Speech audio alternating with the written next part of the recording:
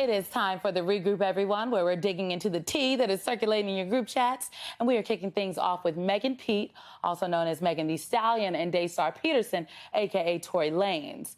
In a case that seems more like an episode of Law and Order, an L.A. jury found rapper Tory Lanez guilty of all charges in the 2020 shooting of Megan Thee Stallion. Lanez now faces up to 22 years in prison and deportation back to his native country of Canada. The sentencing is set for January 25th. I want to bring in today's culture critics to discuss this and more. Autumn Joy is the midday host of WHUR 96.3. And Donnie Meacham is a nationally syndicated radio host of Pop Crush Nights. Welcome to you both. Happy New Year. The plot has thickened in this case and as it relates to Megan Thee Stallion and Tory Lanez. We've got a full audio clip that has recently surfaced on social media of an alleged phone call between Tory Lanez from prison and Meg Thee Stallion's ex-best friend and assistant, Kelsey Harris. In part of the call, Lanez admits to being drunk and he apologizes for his actions on the day of the shooting. Now, NBC News has not independently verified the authenticity of the call. But Donnie, do you think that this is enough to shut conspiracy theorists down who thought that Tory Lanez was innocent even after that guilty verdict? Yes, the phone call brought him down. That was probably the reason why he got convicted and was, found guilty. But the problem is if he knew he recorded this call, but he went on this crusade of cluelessness for years, really, of saying that he didn't know what happened, he didn't do it. And clearly he didn't admit to it, but he kind of roundabout apologized for it and says he didn't know what was going on. But also, I will say, though, it did seem like he had remorse in the phone call, so I will slightly give him the benefit of the doubt there. It seemed like he had remorse in the phone call, but lest we forget, Tory Lanez put out a whole album essentially calling Meg Thee Stallion a liar and mocking her. This whole case was really... it was disturbing for me, Autumn, because so many people jumped on the "we don't believe Megan" bandwagon. Why do you think that is?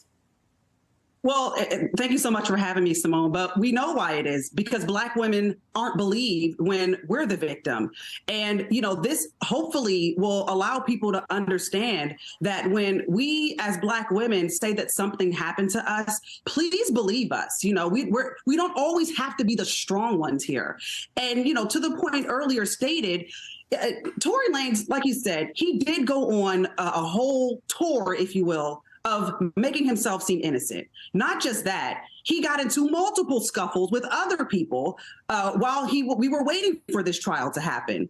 So even though he did admit that he shot Megan in that phone call, he apologized, honestly, I believe, because he got caught. He was in the middle of two friends, and the situation escalated to a point to where Megan got shot. But again, I do hope that the apologies are just as loud as the accusations against Megan. So again, this is a win for Megan. This is a win for Black women. And I hope that she's able to find some sort of comfort in knowing that Tory is now hopefully going to be punished to the fullest extent of the law for what he did. And I'm always weary of jumping to punishment. I guess the last thing I want to say on this topic is the mental health piece of this. At one point during this whole debacle, Megan Thee Stallion says she wished that Tory Lanez would have just killed her, given everything that she's experienced. Donnie, just very quickly, your thoughts on the mental health piece. The mental health is here. And the sad thing is Megan will carry through with this for the rest of her life. I mean, getting shot is a very traumatic experience, but also getting shot by somebody and a friend and so many other people who honestly didn't believe her. That in itself will affect your mental health. Her entire mental health. Okay, let's bring it up, because this brought me down. I'm going to bring it up. New Year's resolutions, y'all. There's a lot of people out there talking about dry January now, starting their year off at the gym, kicking off the Daniel fast. The Baptists out there know what I'm talking about. Autumn, the Daniel fast is a no for me. I'm hungry. But what about you? What about these resets at the top of the year? You got any New Year's resolutions? Well, kind of jokingly, I decided I'm going to take showers every day, Simone, now. Yay for me.